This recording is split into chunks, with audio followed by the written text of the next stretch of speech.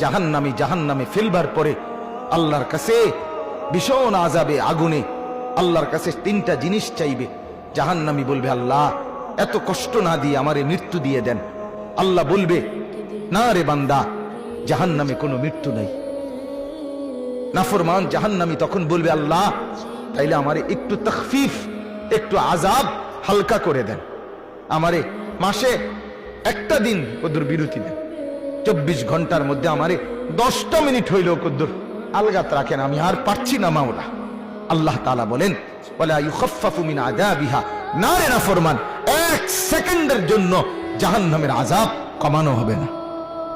3 number নাফরমান বলবে, আল্লাহ তাইলে আমারে দুনিয়ায় একটু ফেরত যাইতে দেন, আমি নেক আমল করব এবার গেলে।